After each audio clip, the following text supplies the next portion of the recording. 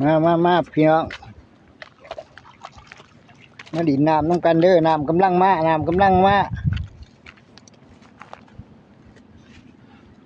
ทงหน้าน้องเดินบ้านน้องแขเขาเองเด้อนี่เด้อ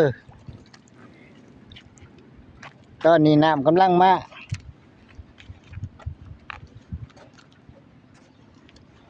รอบสองเด้อนี่เด้อพี่น้องมาอีกแล้ว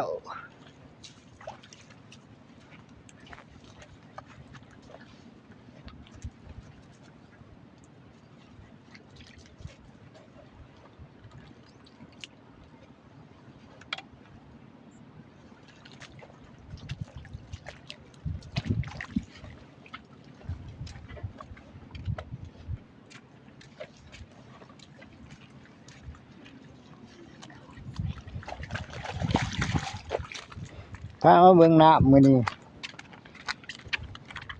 น้ำแกงน้ำแก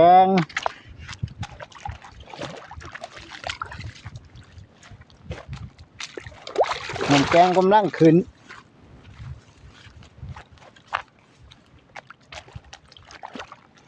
หน้าน้องเดินนี่ท่วมแล้ว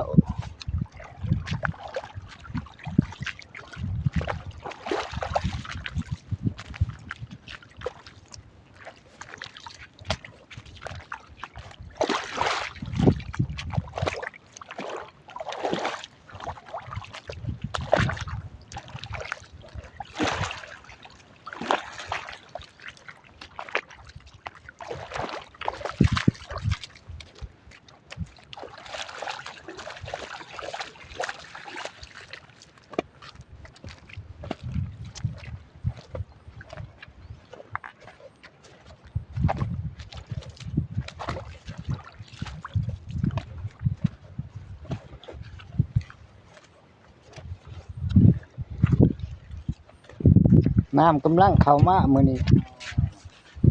ถือว่าสมควร